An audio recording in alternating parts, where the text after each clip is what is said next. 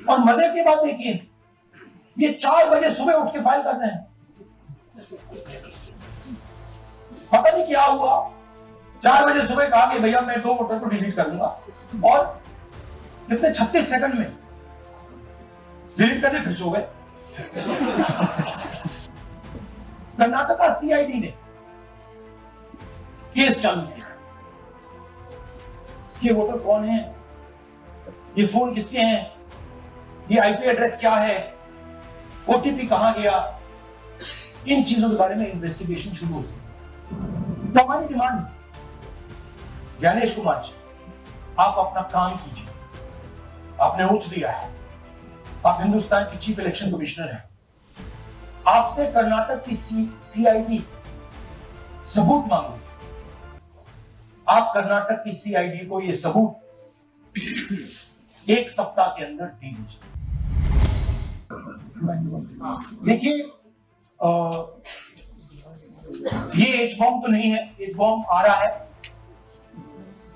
Hydrogen bomb आ रहा है। ये एक और उदाहरण है वोट चोरी का। पिछली बार मैंने आपको एडिशंस के बारे में बताया था, ये हम आपको डिलीशंस के बारे में दिखा रहे हैं, और सबूत के साथ हम आपको दिखाएंगे कि ये जो डिलीशंस हुए हैं ये सेंट्रलाइज तरीके से कॉल सेंटर के प्रयोग करके, सॉफ्टवेयर के प्रयोग करके किए गए।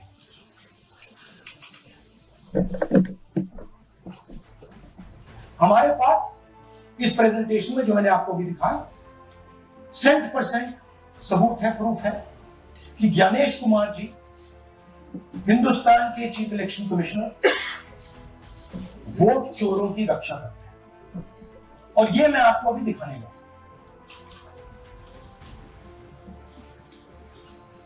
हर इलेक्शन में हमें रिपोर्ट आती थी कि वोटर्स डिलीट हो, कांग्रेस वोटर्स डिलीट हो रहे हैं, ऑपोजिशन के वोटर्स डिलीट हो रहे हैं, दलित वोटर्स डिलीट हो रहे हैं, आदिवासी हो रहे हैं, माइनॉरिटी वोटर्स डिलीट हो रहे हैं, ओबीसी वोटर्स डिलीट हो रहे हैं। मगर जब डिलीट होते हैं ऑपोजिशन के ही होते हैं। कर्नाटक में आलम कंस्टिट्यूंसी है, यहां पे चोरी पकड़ ली। कोइंसिडेंस से पकड़ी। वहां की जो बीएलओ थी उसने देखा कि उसके रिश्तेदार को डिलीट कर दिया। जैसे चोरी पकड़ी जाती है, कोई छोटी सी गलती हो जाती है, हटा जाती है। अलंग में 6018 वोटर्स डिलीट हुए, उसमें से इनकी रिश्तेदार, उन्होंने पता लगाया कि मेरे रिश्तेदार को डिलीट किसने किया। पता लगा कि पड़ोसी ने रिश्तेदार को डिलीट किया। बीएलओ ने जाके पड़ोसी से पूछा कि भाई आपने मेरे रिश्तेदार को क्यों डिलीट किया? पड़ोसी ने कहा मैंने डिलीट किया। बीएलओ सस्पिशियस हो गई, शक पड़ा, उसने प्रोसेस चालू किया।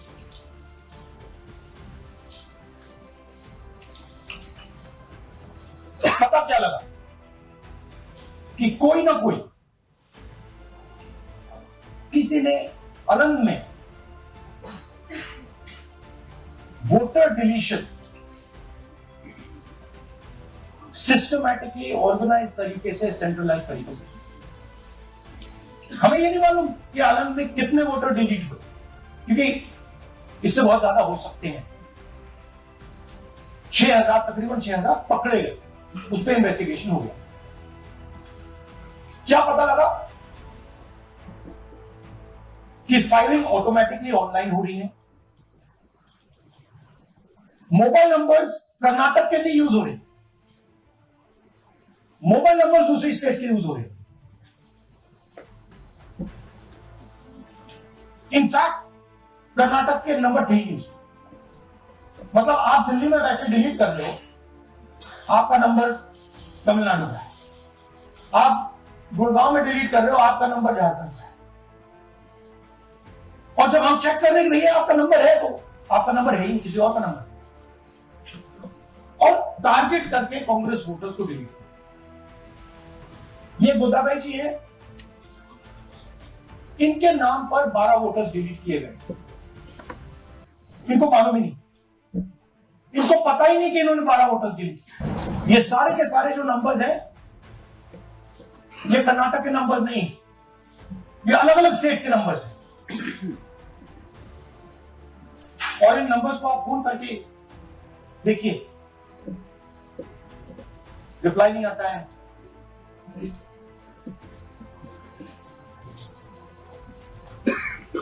तो सवाल यह है कि किसके नंबर्स हैं, ये किसने ऑपरेट किए, जब इन्होंने ऑपरेट किए ये कहां थे,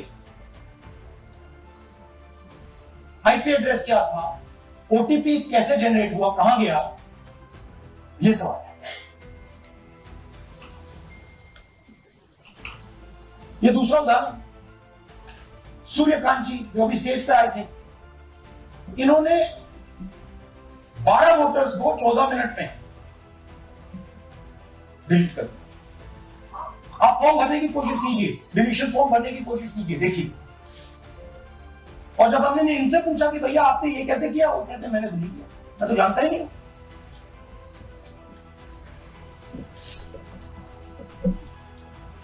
बबीता चौधरी जी का इन्होंने एक नाम डिलीट किया, यहां खड़ी है बबीता जी, यहां है, सूर्यकांत जी यहां है। आ जाइए जरा स्टेज पे, एक सेकंड आ जाइए, ये दोनों खड़े हैं यहां, सूर्यकांत जी, बबीता जी। इनको मालूम ही नहीं कि इन्होंने डिलीट किया। Thank you. नागराज जी, इन्होंने 2 एप्लीकेशन 36 सेकंड में फाइल कर दी। और मजे की बात देखिए, ये 4 बजे सुबह उठ के फाइल कर रहे हैं। पता नहीं क्या हुआ, 4 बजे सुबह कहा कि भैया मैं 2 वोटर को डिलीट करूंगा, और कितने 36 सेकंड में डिलीट करके फिर सो गए।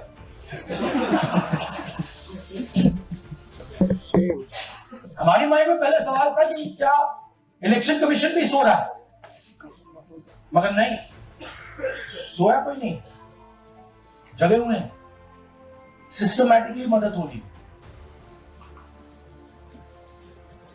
ये देखिए दूसरी बात, जो भी डिलीट कर रहा है वोटर लिस्ट में उसका सीरियल नंबर 1 है।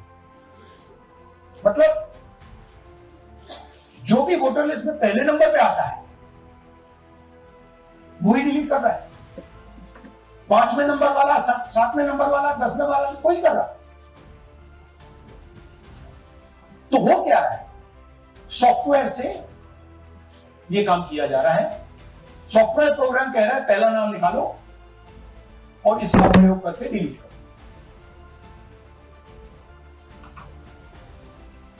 टारगेटेड डिलीशन हो रहे हैं। कांग्रेस पार्टी पर आनंद ने अटैक किया। टॉप 10 बूथ्स जहां सबसे ज्यादा कांग्रेस की स्ट्रेंथ थी वहां टारगेट किया। और 2018 में पिछले इलेक्शन में 10 में से 8 बूथ कांग्रेस पार्टी जीती, और इन 8 में से इन्होंने 6000 लोग उड़ाने की कोशिश। ये कोइंसिडेंस नहीं था, ये प्लान था, और ये सेंट्रलाइज तरीके से किया जा रहा है। अब मैंने बहुत बड़ी बात बोली, चीफ इलेक्शन कमीशन के बारे में मैंने बोला कि ये व्यक्ति वोट चोरों की रक्षा करता है। जो भी मैं यहां बोल रहा हूं 100% प्रूफ के साथ, सबूत के साथ बोल रहा हूं, ठीक है। और मैं अभी आपको दिखाना चाहता हूं कि मैं ये शब्द क्यों बोल रहा हूं और किस बेसिस पे बोल रहा हूं। आपको अपनी आंखों से ये दिखेगा। कर्नाटका सीआईडी ने केस चालू किया कि वोटर कौन है, ये फोन किसके हैं, ये आईपी एड्रेस क्या है, ओटीपी कहां गया, इन चीजों के बारे में इन्वेस्टिगेशन शुरू होती है। कर्नाटक सीआईडी ने हिंदुस्तान के इलेक्शन कमीशन को 18 चिट्ठियां लिखी। हमें आप ये इंफॉर्मेशन दीजिए, बिल्कुल क्लियर है। डेस्टिनेशन आईपी दीजिए, डिवाइस डेस्टिनेशन पोर्ट दीजिए, ओटीपी ट्रेल दीजिए, फोन नंबर्स दीजिए, फोन नंबर्स के मालिकों के नाम दीजिए। क्लियरली पूछा है, नो आंसर। 18 चिट्ठी CID Karnataka, no answer from chief election commission, no answer from election commission. Timeline देखिए,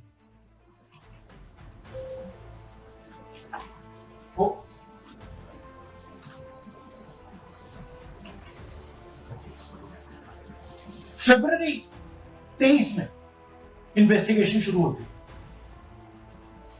मार्च 23 में कर्नाटक का सीआईडी चिट्ठी लिखती है ईसीआई को कि हमें सारे डिटेल्स दे दीजिए। अगस्त में इनकंप्लीट डिटेल दी जाती है, जिससे कोई इन्वेस्टिगेशन आगे नहीं बढ़ी। जिन चीजों की जरूरत थी वो नहीं दी, जिसकी जरूरत नहीं थी वो सारी दे दी। पहला सबूत। दूसरा सबूत, 18 बार रिमाइंडर लेटर गए। आपको अगर सीआईडी एक बार लेटर भेज दे और आप नहीं गए, आप जानते हो क्या होगा। यहां पे इलेक्शन कमीशन को 18 बार लेटर गए हैं, कुछ नहीं हुआ है। बाद में क्या होता है, कर्नाटक ईसी इलेक्शन कमीशन को लिखता है, कहता है भैया हमें दे दीजिए, आपको इंफॉर्मेशन देना पड़ेगा। No reply. मार्च 25 में आखिरी लेटर सितंबर में गया है, कुछ ही दिन पहले। No reply from EC. यह है सबूत कि ज्ञानेश कुमार जी वोट चोरों की रक्षा कर रहे हैं, और यह ब्लैक एंड व्हाइट सबूत, इसमें कोई कंफ्यूजन नहीं है।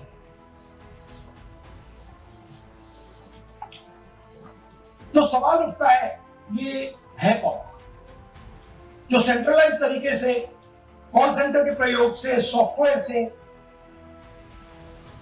अलग अलग प्रदेशों में वोट डिलीट कर रहे हैं, ऐड कर रहे हैं। इलेक्शन कमीशन जानता है, ज्ञानेश कुमार जी जानते हैं। अच्छा, ये सिर्फ आनंद में नहीं हुआ, ये अलग अलग कंस्टिट्यूएंसीज में हुआ है। आनंद में लीगल प्रोसेस चालू होगी, पकड़ ली। यहां महाराष्ट्र में उसी मोडस ऑपरेंडी से, उसी सिस्टम से यहां पे वोट ऐड हुए। आनंद में डिलीट, रजौरा में एडिशन। 6,850। आपको याद होगा पिछले प्रेजेंटेशन में मैंने आपको नाम दिखाए थे, ये देखिए वही नाम यहाँ है। वही सिस्टम महाराष्ट्र में चल रहा है जो कर्नाटक में चल रहा था। नाम वैसे ही है, जेडब्ल्यू जेडब्ल्यू जेडब्ल्यू, पता ऐसा है जेडब्ल्यू जेडब्ल्यू, नाम यू ऐसे किसी टाइप करके लगा। तो जो ये काम कर रहा है, ये उत्तर प्रदेश में, हरियाणा में, बिहार में, कर्नाटक में, महाराष्ट्र में वही कर रहा है।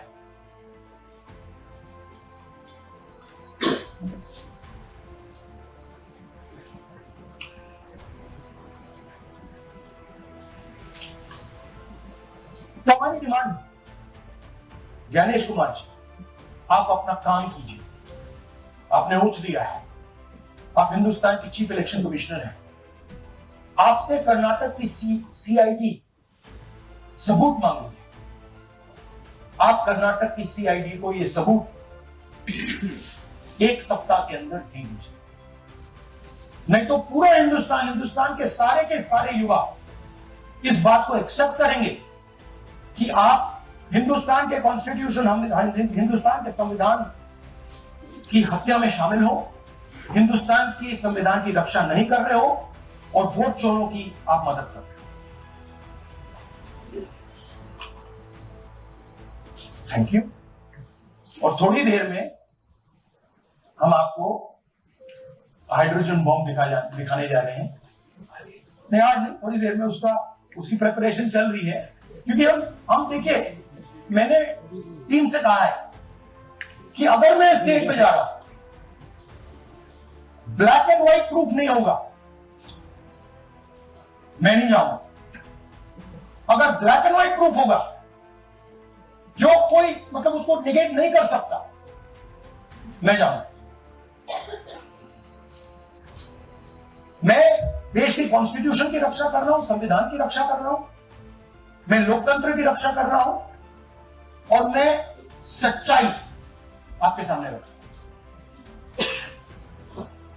बहुत बहुत धन्यवाद, नमस्कार, जय हिंद। सर 3 सवाल। पीटीआई से संजीव चोपड़ा। या राहुल जी दिस साइड। या राहुल जी इधर हाँ लेफ्ट है। You right. Hello Rahul ji, आज आपने नया खुलासा किया है कि कैसे वोट चोरी हो रही है। आपने पहले भी महादेवपुरा के बारे में बताया कि कैसे एडिशंस हो रही हैं, अब आपने बताया कैसे डिलीशंस हो रही है।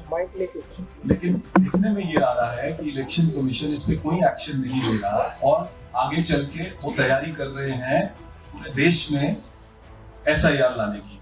तो आप इस मुहिम को आगे कहां तक ले जाएंगे और SIR के बारे में क्या करेंगे? देखिए, हम आपके सामने क्रिमिनलिटी रख रहे हैं, हमारा काम आपके सामने सच्चाई रखने का है और हम रख रहे हैं। हिंदुस्तान में दूसरे इंस्टीट्यूशन भी हैं, सिर्फ इलेक्शन कमीशन नहीं, लीगल सिस्टम है, उनको भी इन चीजों को देखना चाहिए। यहां पे हम चीफ इलेक्शन कमिश्नर के बारे में ब्लैक एंड व्हाइट कह रहे हैं। आपने कहा कि हमने एडिशन डिलीशन दिखाया, पहले प्रेजेंटेशन में मैंने एडिशन दिखाया, अब हमने डिलीशन दिखाया है, मगर हमने एक और चीज जोड़ दी, एडिशन और डिलीशन का सिस्टम, उसका स्ट्रक्चर, उसका तरीका, और हमने ये दिखाया है कि जो डिलीट कर रहा है, जो ऐड कर रहा है, महाराष्ट्र में, कर्नाटक में, यूपी में, वो ही क्या, एक ही फोर्स। हमने आपको एड्रेसेस दिखाए। Same system is being used in Maharashtra, is being used in Karnataka, is being used in Uttar Pradesh, is being used in Haryana. Same people are doing it. ANI से Siddharth. ANI Sir, this side, sir. Sir, on your left, sir. On your left. This side, sir, on your left. Sir, मेरा आपसे सवाल ये है कि जब आप कह रहे हैं कि ज्ञानेश कुमार जो चीफ इलेक्शन कमिश्नर है, उन्हें पता है ये कौन है, हाँ, और ये पॉलिटिकल फायदा जरूर किसी को हो रहा है। आप कह रहे हैं कांग्रेस के ग्रुप के ऊपर ही सारे वोट्स डिलीट किए जा रहे हैं, तो वो कौन लोग आपके हिसाब से हैं जिनको ये फायदा पहुंच रहा है? पहला, और दूसरा ये, वो आपने 1 हफ्ते का समय दिया है, जब आपने 1 हफ्ते का समय दिया, तो क्या 1 हफ्ते बाद आप इसको आगे कैसे इनिशिएट करेंगे? क्या आप लोग कोर्ट का रास्ता अपनाएंगे या और कोई हायर एजेंसी से इस बात की डिमांड रही होगी? ये ऑर्गेनाइज तरीके से क्राइम दिखाई दे रहा है जो आप बता रहे हैं, अगर आपकी बात के ऊपर जाए। देखिए, फ्रैंकली ये जो मैं यहां कर रहा हूं, ये मेरा काम नहीं। मेरा काम डेमोक्रेटिक सिस्टम में पार्टिसिपेट करने का है। मेरा काम डेमोक्रेटिक सिस्टम की रक्षा करने का नहीं, वो काम हिंदुस्तान के इंस्टीट्यूशंस का है। वो काम वो नहीं कर रहे हैं, इसलिए मैं कर रहा हूं। अब मैं आपको यह कह सकता हूं कि हमने आपको 2 बार सबूत दिखाया है, और जब हम ये प्रेजेंटेशन खत्म करेंगे, इसमें लगेंगे 2-3 महीने, जब हम ये खत्म करेंगे, आपके माइंड में कोई डाउट नहीं होगा कि हिंदुस्तान में state after state, Lok Sabha after Lok Sabha चोरी हुई। तो मेरा काम सच्चाई दिखाने का है। मैं हिंदुस्तान की जनता को, हिंदुस्तान के युवाओं को सच्चाई दिखा सकता हूं, ये मेरा काम। उनकी जो इंटरेस्ट है, क्योंकि ये जो कॉन्स्टिट्यूशन है, ये हिंदुस्तान की जनता का रखवाला है, प्रोटेक्टर है, और मैं इसकी प्रोटेक्शन करता हूं। इसकी प्रोटेक्शन करने का काम हिंदुस्तान के इंस्टीट्यूशन का है, हिंदुस्तान के ऑपोजिशन लीडर का नहीं है, मगर इंस्टीट्यूशन नहीं कर रहे हैं। अच्छा, एक इंटरेस्टिंग बात आई है जो मैं आपको बताना चाहता हूं कि इलेक्शन कमीशन के अंदर से हमें मदद मिलनी शुरू हो गई। मैं साफ बोल देता हूं, इलेक्शन कमीशन के अंदर से, पहले नहीं हो रहा था, अब इलेक्शन कमीशन के अंदर से इंफॉर्मेशन आ रही है, ये रुकेगा नहीं, ये रुक नहीं सकता है, क्योंकि हिंदुस्तान की जनता इस बात को एक्सेप्ट नहीं करेगी। एक बार हिंदुस्तान की जनता को, हिंदुस्तान के युवाओं को पता लग गया कि वोट चोरी हो रही है, उनकी शक्ति लग जाएगी। IANS से आलोक झा, इस तरह से नहीं प्लीज, IANS से आलोक झा। वो भी मैं आपको दिखा दूंगा, वो भी मैं आपको प्रूफ के साथ दिखा दूंगा, है हमारे पास। हाइड्रोजन बम में राहुल जी, हाइड्रोजन बॉम्ब में ब्लैक एंड व्हाइट है। मैं फाउंडेशन लगा रहा हूं, मैं फाउंडेशन क्रिएट कर रहा हूं, है हमारे पास। मैं स्टेज पे बिना प्रूफ के नहीं चलूंगा, बता रहा हूं। राहुल जी आपने कहा, ऐसे ऐसे मत पूछिए please. Last question, Rahul ji IANS से आलोक झा। राहुल जी इधर, आपने कहा आपके पास आलोक झा इधर सर, आपने कहा सर कि आपके पास पुख्ता सबूत है, ब्लैक एंड व्हाइट सबूत है, तो क्या अगर ECI अभी जवाब नहीं देती है तो कोर्ट का रुख करेंगे, ये ऑप्शन है आपके पास? देखिए, मैंने कहा कि मेरा काम as opposition leader normal situation में मेरा काम ऑपोजिशन का रोल, सरकार पे प्रेशर डालने का रोल है। मेरा काम हिंदुस्तान की लोकतंत्र को बचाने का नहीं, मैं वो काम कर रहा हूं, इस स्टेज पे मैं वो काम कर रहा हूं। तो मेरी सोच है कि as a patriotic Indian, as somebody who loves India, who loves the constitution, it is my duty to put the truth in front of the people. अब अगर हिंदुस्तान के इंस्टीट्यूशंस कुछ करना चाहते हैं, वो करेंगे। उनमें भी बहुत लोग, जैसे मैंने आपसे कहा, मैं सरप्राइज होना, इलेक्शन कमीशन से लोग आए, इंफॉर्मेशन दे रहे और बढ़ रहा है। सर, क्या जब तक CEC ज्ञानेश कुमार अपने पद पर है, जैसा कि आप कह रहे हैं कि वो फ्री एंड फेयर इलेक्शन होने नहीं दे रहे, तो तब तक इलेक्शन का मतलब क्या रह जाएगा? क्या आप इनको हटाए जाने की या तो आप इमेजिन कीजिए, और ये शॉकिंग बात ये है कि ये अभी शुरू नहीं हुआ, ये 10-15 साल से चल रहा है, ये सिस्टम है, ये स्ट्रक्चर है। हिंदुस्तान की जो डेमोक्रेसी है वो हाईजैक हो गई है। राहुल जी इसकी I'm shocked, frankly. Democracy, brothers and sisters, democracy can only be saved by the people of India. Nobody else can save democracy. Rahul Gandhi can come here and say something and say this is the truth. But the people of India, who I believe in, who I love, can do it. The day the people of India realize that आपका जो लोकतंत्र है, आपका जो संविधान है, वो आपसे चोरी हो गया है, उस दिन काम हो जाएगा। Thank you.